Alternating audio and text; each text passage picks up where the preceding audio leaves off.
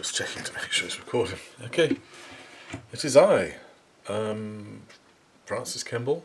Someone reminded me to do a name check. I think that was my friend Rob, actually. Never thought about that. Francis Kemble. Pleased to meet you. This is the If Project, 1967 BSA A65. I know it was a 68, but they're all the same. Slight differences between the 68 and the 67. Front brake mainly. Fender mounts. Yeah, that was the main thing, I think. I think there were some differences in the motor too, but I'm not quite sure. This thing is really steaming along now.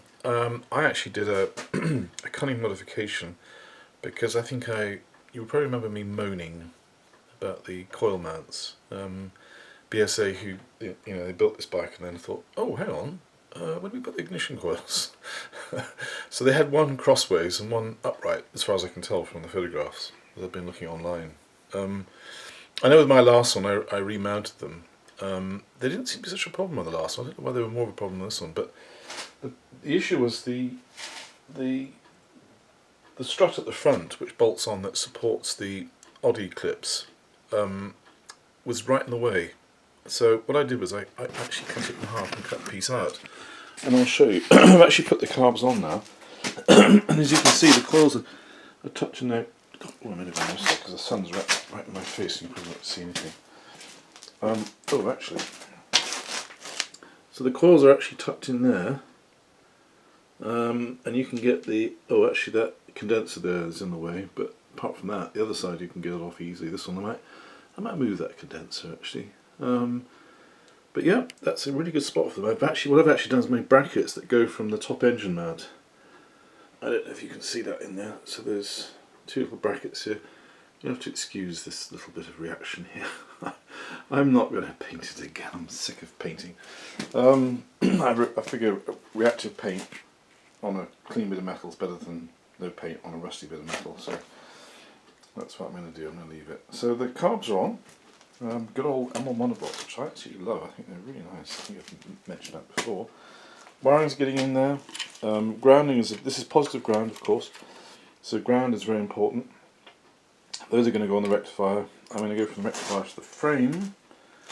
I think there's probably a ground that goes on the front of the engine, but I'm not quite sure. Maybe on that top engine stay.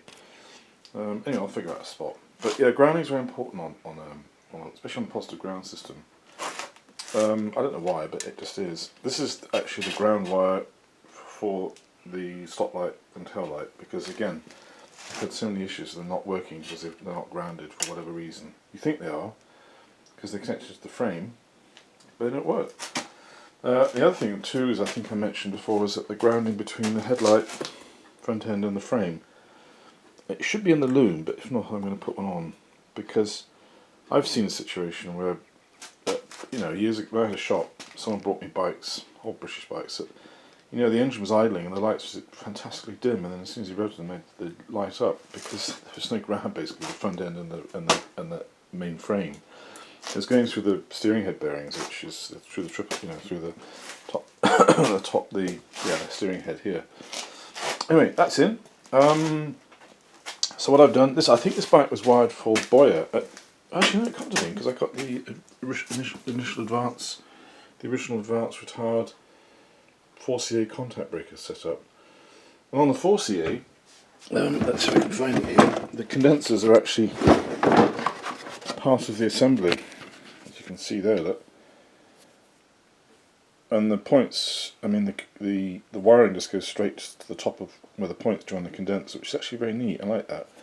But the 6A doesn't have that because it isn't so what I've done is I've actually mounted the condensers up here. Again, I'm going to go on the other side because I can't see a freaking thing. So the condensers now, you can't really see actually because it's a little bit, but they're mounted on the frame. There's a separate, I've got a ground connection there from the main body of the condenser, because you can never be too sure. I'm not sure about these. And then they go to the positive terminal on the coils, because the positive terminal on the coils is the one that goes down to the contacts, one each.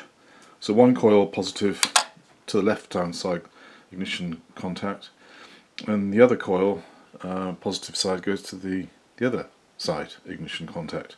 I can't remember what I said in the first place. So yeah, so that way, you've got the capacitors. I noticed that with positive ground, of course, that they're actually working in reverse, but unless it's an electrolytic capacitor, it doesn't really matter. And that seems to be how they fit them on British bikes anyway, positive ground, so I can't see a problem. And then I've got the white wire. I decided to reuse the old loom because actually it was in good shape. I normally rewire these things. I decided to use it. So the white wire is the one that energises the coils. So it was a white wire with actually two wires. So I'm guessing that they're joined somewhere in the loom. So I've joined those up to a split feed that goes down to each of the negative contacts of the ignition coil, because of course we're supplying the voltage through the wiring on the negative side, not the positive side as is normal. Positive ground is weird. I never was quite sure why they did it. I think it was a corrosion issue. I think it was to try and prevent corrosion.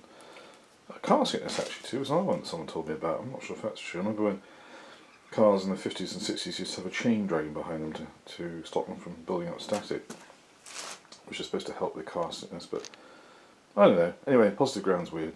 The negative ground makes way more sense. Although, having said that, contrary to popular belief, electricity actually flows from negative to positive. I bet you didn't know that. Everybody assumes it flows from positive to negative. Although with alternating current, voltage, of course it flows both ways, backwards and forwards. But there's usually one live and one neutral. Electricity is weird. I don't think anybody... It works. I mean, I understand how to do wiring, and I understand the principle, but sometimes it is odd. But if you look into it, it's like astrophysics. You start to see all sorts of anomalies.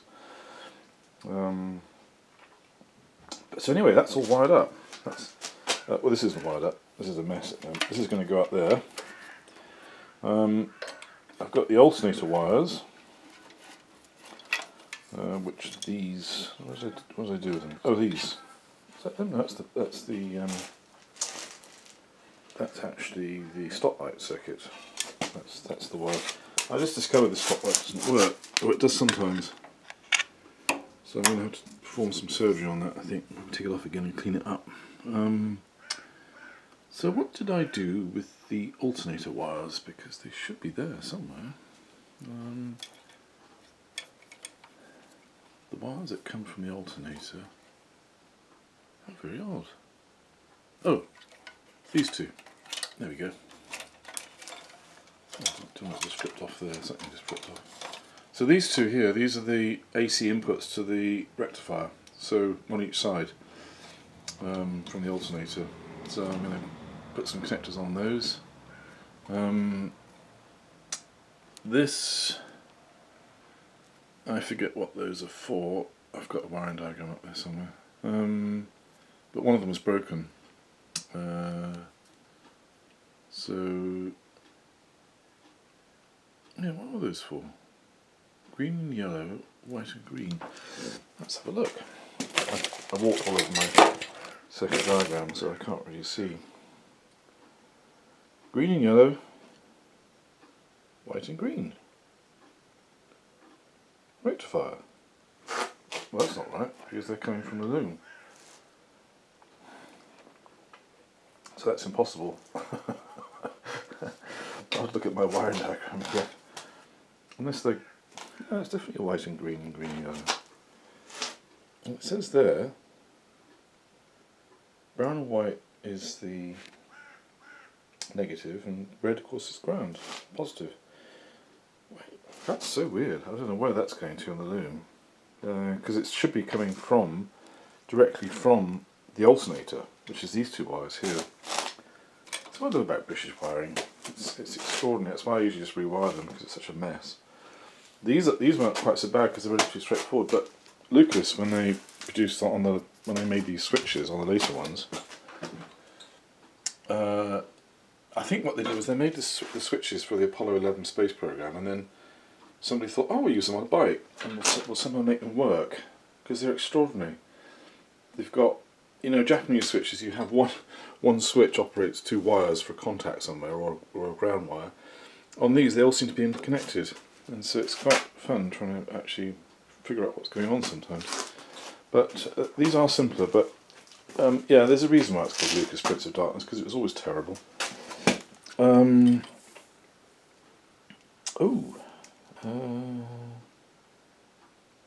Those are supposed to go to the coils, and I forgot to put them on.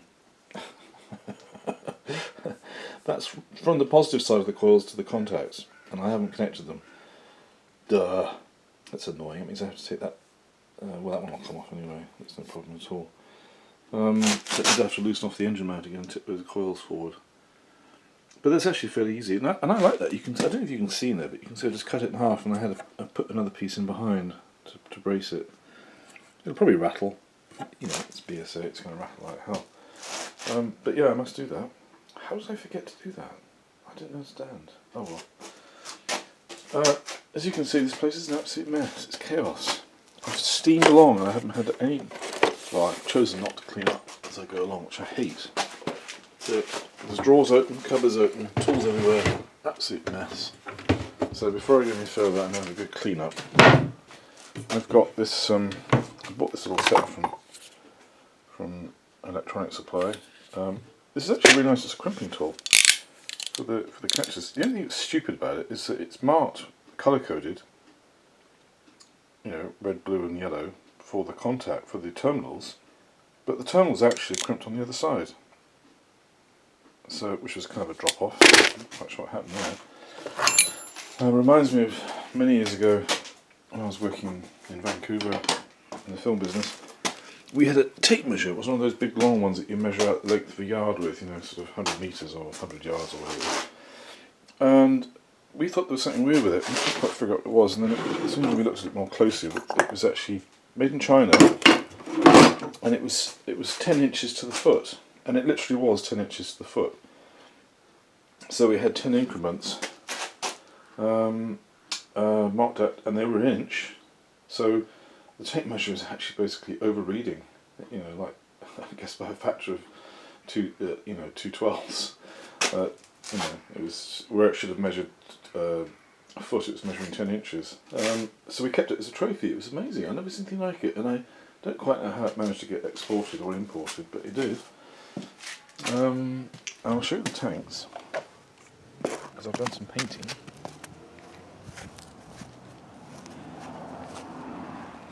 It's just been clear coated, and as you can see, I've used that sort of Audi titanium grey for the chrome part. And you know, there's a bit of pitting there, but you know, for an amateur, they're not bad. They'll look okay from a distance from 10 feet away. I did make a mistake. I rubbed down the front there, and a piece of paint flaked off. Because that was the chrome part, and I did sand it, but I guess that wasn't sticking. So I'm going to have to get some more of this, touch it up, and then put another bit more clear coat in there. As I say, it's not the greatest job, but you know what? For an amateur, I'm relatively pleased. You can see how this side was beaten to death. Unfortunately, the knee pad will cover most of that. So yeah, it's getting quite exciting actually, because we're getting pretty close now. Very annoying about those wires to the contacts to the coils there. That was a drop off. Gosh, there's paint everywhere on here. Got some Made in England transfers on there. That's pretty neat, hey? I'm quite pleased with that. And putting the carbs on is always interesting, because it's hard to get in. You can put one on easily, and then the other one you can't get into the nut on the inside, and they're fiddly. But Norton Commanders are far worse. Norton Commanders, they're actually they're literally right next to each other. The nuts, the manifold nuts that hold the carbs on, and it's almost impossible to get to them. But this one, it wasn't too bad. Triumph's the same, only twin carbide. Got the old metric BSF wrench here, so I think there's a BSF, British Standard Fine, I'm pretty sure they are. And this 30mm here fits on a treat, absolutely spot on, and it's just the right length, so I can get in the gap there. Yeah, it's amazing how with Whitworth and BSF you can improvise with, Imperial and metric. I've basically done most of this bike without any Whitworth stuff, any Whitworth wrenches, apart from a couple that I have here which are sort of fit. and it's not ideal, but you know, I'd recommend getting it with wrenches. But I left Canada, I left all my tools behind. They're still in my house over in Courtney, and so I got to use what I got to use, basically, whatever is here. So yeah, I'm going to hook up the wires for the coil, do that. The plug wires are a little snug because the coils sit. Actually, I don't really know why, because I think the one that was lying sideways would have been even longer. But that's okay, I'll live with that. They're old, I'm going to get some new ones. I put them on because they're copper coils, so they basically last forever. If you use carbon fibre ones, plug leads, they last 2 or 3 years and then they're done because they get very high resistant. But copper is really good as long as the contacts are clean. I might take those off and clean those up. Yeah, I'm going to redo those. I just put them on. I'm just hoping to fire it up, make sure everything's okay, and then those kind of things I can finish off more at my leisure because it's easy to get to. A little tip here: when you use tape, wind it on backwards so the sticky side's out, because that way you won't damage the paint. That's just to hold things in place while I'm doing the wiring, and then I'll take it off. But I actually do that sometimes too, especially on the T140s with the big rubber. So I wind the tape on backwards and then fold it back over itself and wind it on the right way around, so that way you can actually still twist them on the frame if you need to, but they stay on. So, yeah, anyway, oh god, there's dust everywhere. Just clean this thing.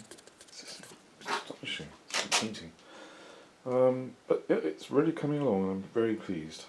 Very pleased indeed, actually. With a good clean up.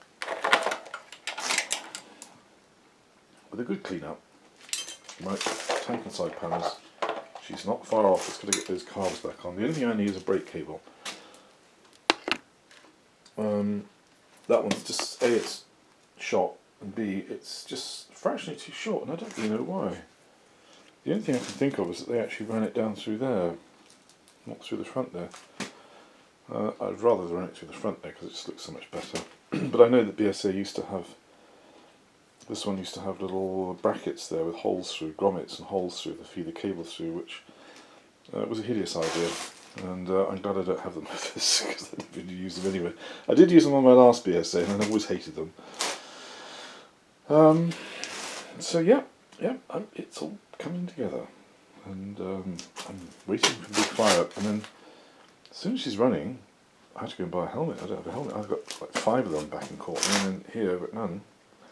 But as soon as she's running, as soon as he's running, Malcolm, I shall go and get a helmet. I've got a jacket. I don't have boots, but that's okay. I'll wear trainers like everybody else does. Running shoes. Yeah.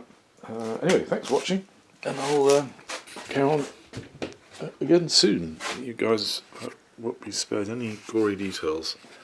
And as I say, once it's running, I'm going to take this camera somehow, get a GoPro. I've got a GoPro, but that's in Courtney as well, and actually film the beastie in action and listen to the big ends fry.